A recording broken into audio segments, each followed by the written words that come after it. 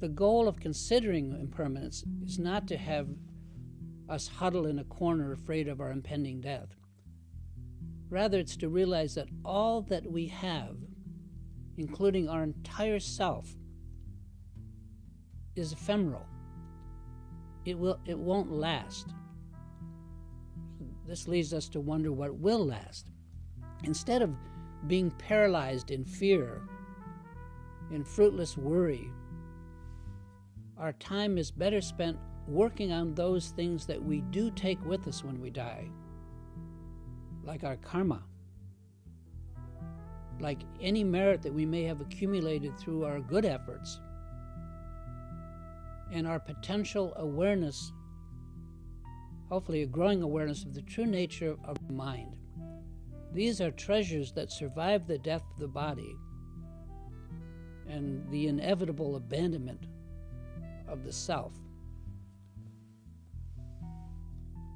In my own opinion, there's no better teacher and constant reminder of our own impermanence than Mother Nature. Just go outside into the woods. She treats every sentient being absolutely equally, and she never blinks when showing us exactly where things are at. For me, even just a casual morning walk can suffice.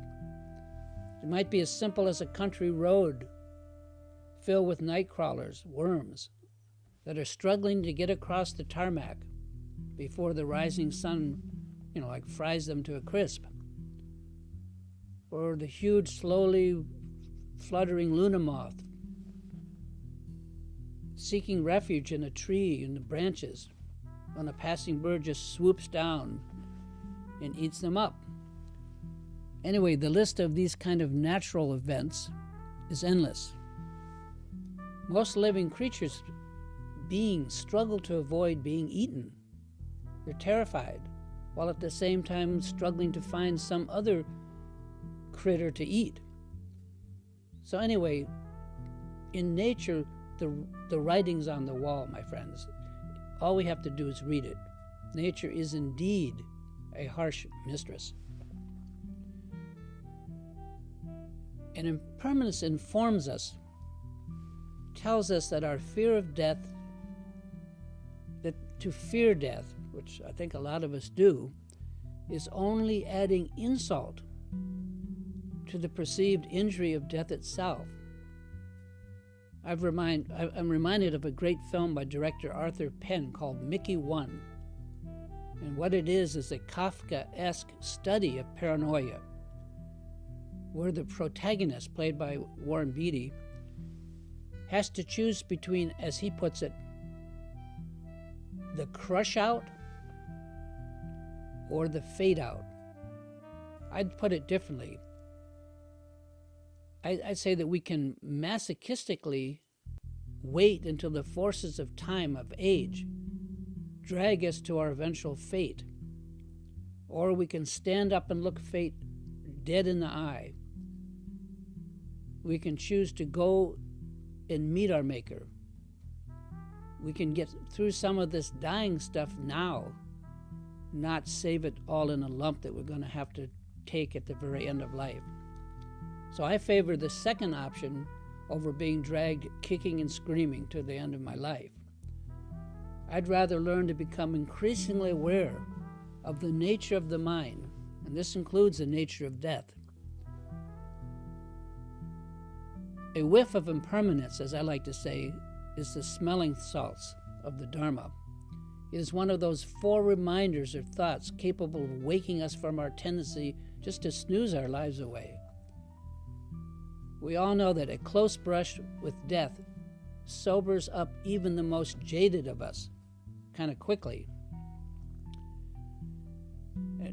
Anyway, I'll give you the translation of the Tibetan text about impermanence that I've followed for years.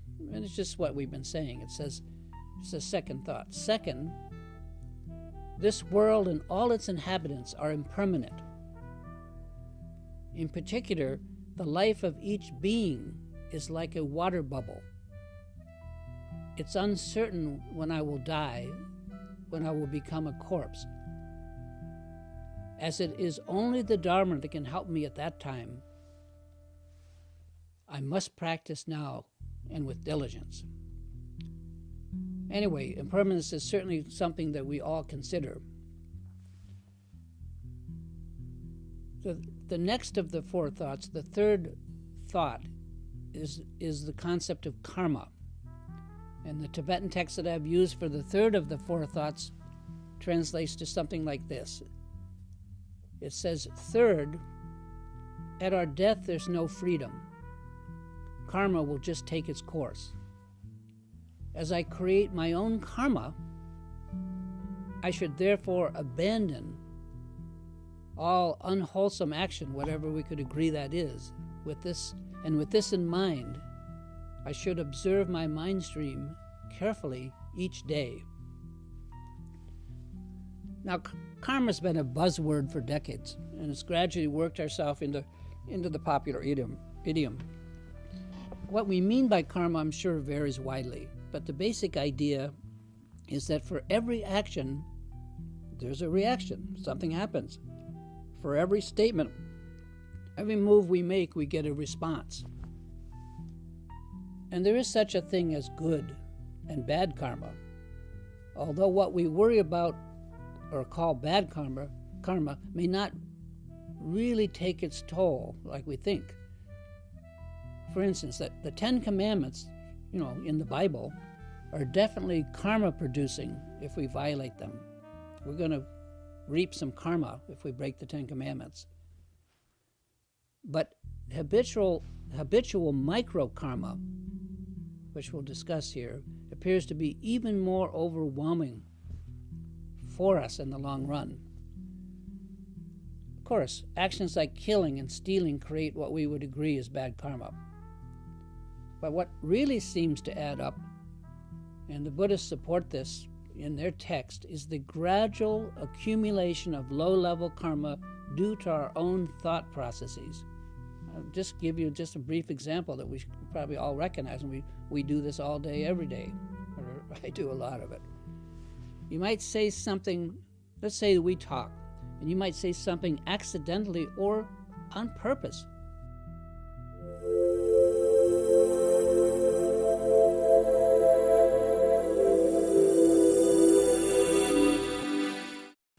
You might say something, let's say we talk, and you might say something accidentally or on purpose that hurts my feelings, right? We all have feelings. And I walk away from our conversation thinking about what you said, going over and over it in my mind. I'm recording this in my mind stream like a record. This might go on for hours, doing this, or all day, or even persist for weeks on end. Every time I think of our conversation, I have to go over it again. Every time I review it in my mind, I'm inscribing this event deeper and deeper into my mind, digging a groove until it becomes like a trench. This also is serious karma, big time. And this particular kind of micro karma really adds up. It not only obscures our mind as we write it, we record it as it goes down, but like all karma, it has an afterlife. Karma grows and eventually ripens in our mind, creating even more obscuration. And unfortunately, most of us do this all the time, day in and day out. It's mindless, meaning we're not even aware of it, or if we're dimly aware of it, we just don't think anything of it. It's just routine. We do it all the time. So one concept to take to heart is that karma, large or small, is infallible. What goes up comes down. And it will eventually come down into our mind stream and it will ripen. We can take it to the bank. You can count on it. what's been harder for me to understand, at least in the beginning, is that karma is infinitesimally fine. I mean, it's as exacting as exact can be. It's not just limited to what we might, have some conscience about. Oh, you shouldn't do this or shouldn't do that. Ignorance is not bliss when it comes to karma. You don't have to be aware that you're creating bad karma to accumulate it. And this is an important point. And it should be obvious to any of us. Just consider what various societies, in particular our own, are accumulating. Look around. Global warming, ozone holes. These are probably examples of collective karma that the entire earth is accumulating. Whether or not we are aware of it, whether or not we believe in it, it's happening.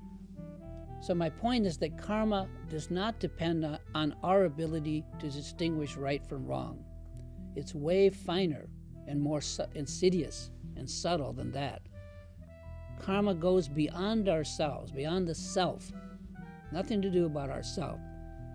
So great care is required when considering our actions, like each and every action. I don't say this just to try to upset you, but in evaluating actions, we can't just assume that we have good sense when it comes to our own actions and the karma that they accumulate. After all, we're not examining the world outside ourselves. But in mind training, in Buddhist mind training, we're examining the mind itself, our own attitude, the mind that projects the world around us. And even a tiny change in attitude, a slip of the mind, can produce a big change in how we see things, and it can influence our actions. My point is that we may want to err on the safe side of karma and not just assume that our mind, just as it came out of the box, is good to go. Or that we actually really know what's good for us, what's best for us. That we can tell good from bad karma. Can we?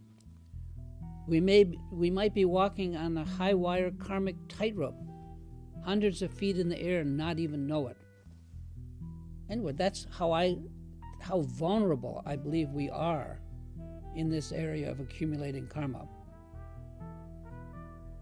The older I get, the more I realize that my whole approach to karma has been way too general. And that while avoiding the big bad actions, like killing and so forth, I have consistently engaged in a myriad of smaller karmic actions, of which I'm only somewhat aware, and that I never take very seriously. I mean, karma sneaks up on you.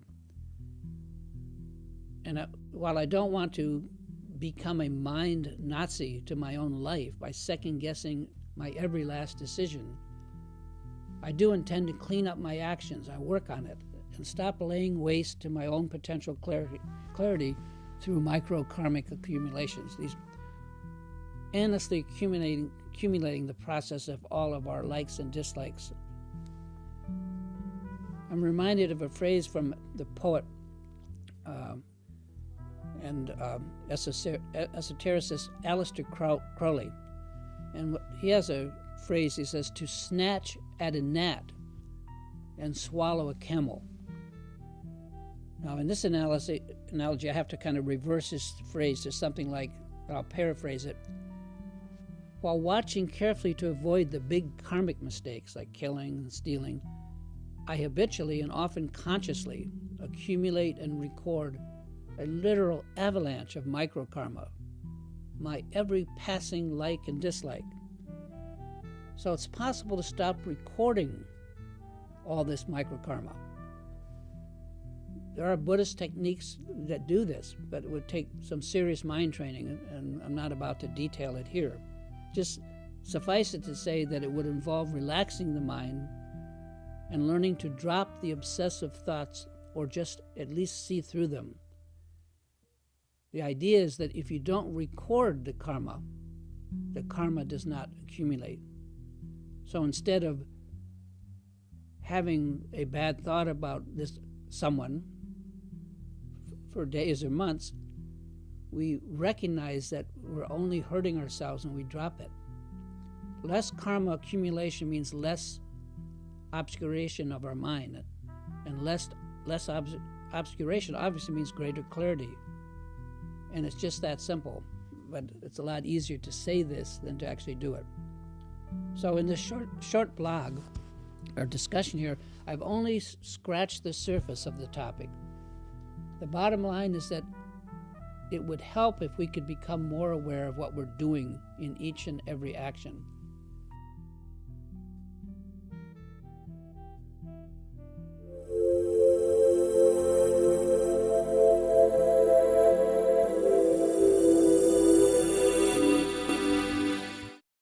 As we better understand the laws of karma, we stop acting like the bull in the china shop and finding ourselves walking a little more on the tiptoe.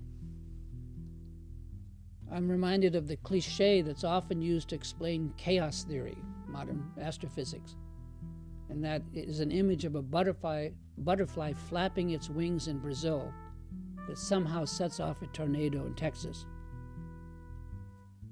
Karma is sensitive just like that. Now let's look at the fourth and final thought of the four thoughts. And it has to do with what's called samsara, which is really this crazy world we live in. And the fourth thought is a doozy, and certainly it's the most difficult of the four for me to understand. And I still work on it each and every day. And maybe first I'll give you how the Tibetan, this is how it translates from the Tibetan that I've used for a long time. Fourth thought. Just like a feast set before the executioner leads me to my death, the homes, friends, the pleasures, and possessions of samsara cause me continual torment by means of the three sufferings. I must cut through all attachments and strive to attain enlightenment. So this fourth thought, it's all about our attachments, and obviously we are by definition attached to them because they're attachments. Seeing through our attachments to the point of actually volunteering to detach is much easier said than done. It's very, very difficult, and there's no real substitute for natural, organic detachment, letting go. That means like giving up attachments because we finally see through them and we don't want them anymore. We're just not moved by them. We're not attached. Now, there are whole armies of folks whose job it seems to be is to tell us not to do what we can't help but do, saying to us, no, no, no, things like that. The idea of forcible detachment, making us give it up. I'm sure we can force ourselves to not be attached, to try to not love or like, which we so obviously do like, and that we do care about, we do love. I've mentioned before in this series that my first Dharma teacher, whose name was Andrew McIver, he was a traveling Rosicrucian initiator, and I spent some years with him before he died and saw to his burial and designed his tombstone and things like that. But he explained this concept to me very carefully, and I'll pass it on to you. And he used the analogy of the two main kinds of the fruit peaches, which are called the cling peach and the freestone. He would say over and over to me that the cling peach is so attached to the pit that the stone literally has to be torn out. And these are attachments. While with the freestone peach, the stone just naturally separates or pops out, this natural detachment. Our attachments are like the cling peach. And there's no real good, at least I've found, in tearing myself away from my attachments. Because given opportunity, as soon as I'm just going to do it again, I'll attach myself to something else sooner or later. When we are finally ready to give up attachment, it's effortless. We just effortlessly separate from it. And it's not a real sacrifice. It's no loss because we are done with it. We're finished with that attachment. We see through it. It has become transparent to us. Now, it would seem that in my life, I'm not very quick to give up attachments. Even when intellectually I know they're bad for me. I mean, I'm really attached to them, and I insist on sampling them again and again and again until I'm absolutely certain that every time I try them, I'm going to suffer some unpleasant consequence. And I try that consequence again and again and again, and sure enough, that's what happens. So I'm very scientific only when it comes to abandoning attachments. I want to try every possibility to keep them around because I like them. Just one example is I used to smoke. I didn't just intellectually analyze my smoking and that it was bad for me, although everyone told me it was, and I didn't just give it up. No way. Instead, it was very difficult for me to give up smoking, and I found myself falling back into it again and again. I quit smoking dozens of times before I finally quit quitting and actually quit. That's how I know how it is for me with attachments, you know, and not just addictive attachments like alcohol, but any attachment. I will stick by an attachment until the last dog dies before I will let it go. And if I multiply that by the myriads of attachments, the likes and the dislikes that I have, you get the idea that I don't give up easily, at least when it comes to attachments. Now, the Buddhists do point out that most of our suffering, a lot of it, comes from our attachments. It's like pinching ourselves. If we could just let go of what we are clinging to, what we're attached to, we would feel so much better. I hear that, but I have trouble doing it. That's the problem. The fourth thought is often expressed as, and this is the Tibetan's way of putting it in English translation, revulsion from samsara, to be revolted by samsara, by this world we're living in. Now, samsara, as I mentioned, is basically this cyclic world of attachment that we live in, all of us. I mean, everything that we're attached to, and certainly our day-to-day world. Now, I take particular issue with this whole idea of revulsion. It's my problem. Obviously, I don't feel revulsion for what I'm attached to because, well, you know, I'm attached to it. I like it. So it's a wide stretch of my imagination that then I'm just about to give it up because somebody tells me so. And quite the contrary, I love it, I like it, I possess it, and all of that. So for many of us, I'm not the only one, our attachments are who we think we are, and it's a lot of everything we know and love. The idea of not giving up what we love so much, what we're attached to, is a big stumbling block for many would-be Dharma students who interpret the revulsion of samsara as that we are not allowed to love living, not allowed to love our life, and are supposed to somehow not love it, but rather we should somehow tear ourselves away from our attachments, like the cling peach tears itself away from the stone, the pit. This is a huge, as my teacher used to say, mistake. We took it wrong.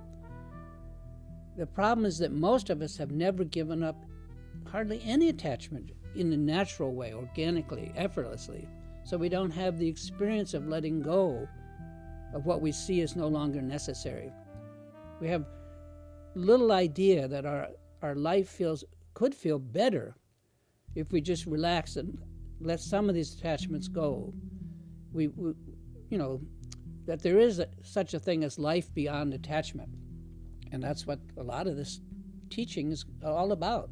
So, in other words, if we can't seem to just naturally detach from many of our attachments, And in my case, I need to take a very indirect route to detachment, one that always seems to involve discovering for myself over and over again the downside of that particular attachment.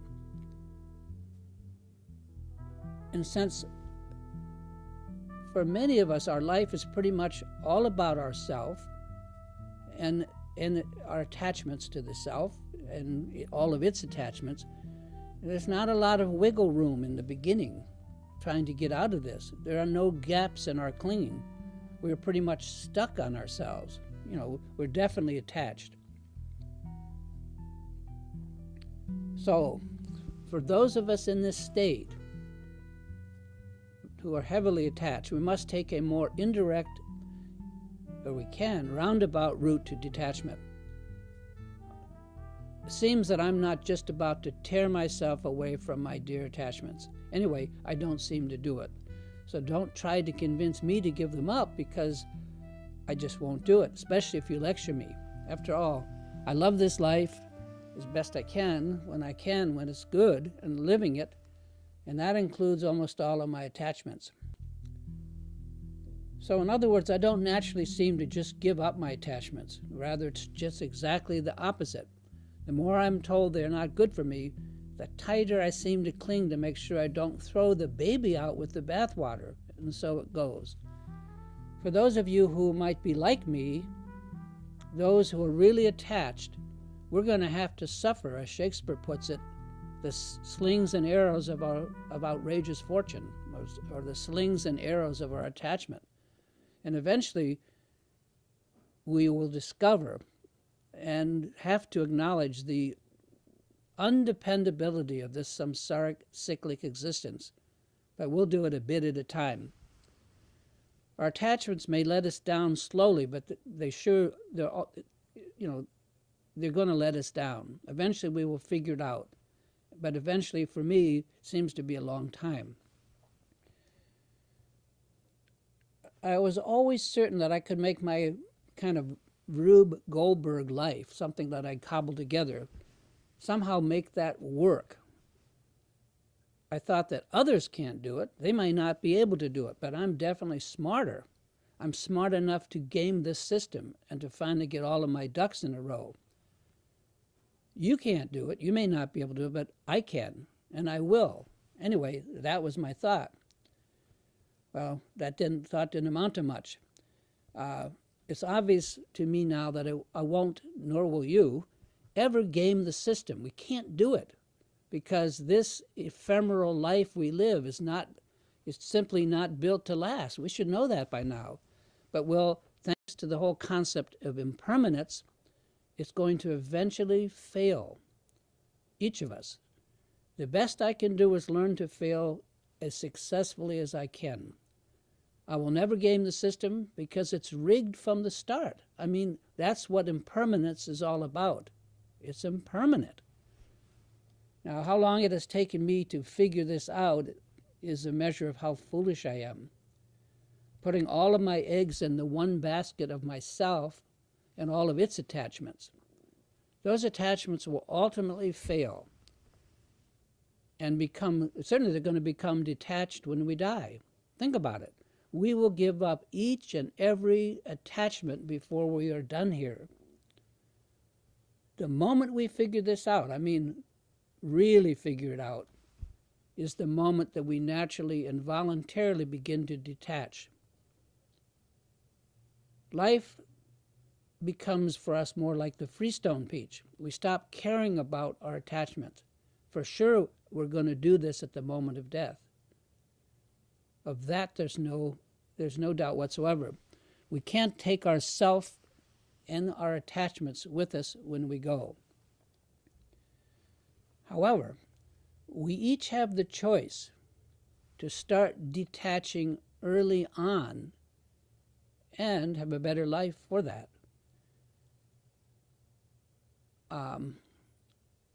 We would have there's such a thing as life free of attachments, and I'm told that awareness is portable, that this kind of detachment awareness is portable beyond this life, i.e., we can take it with us. So anyway, there you have a quick overview of what are called the common preliminaries, the 4 thoughts that are capable of turning the mind to the Dharma.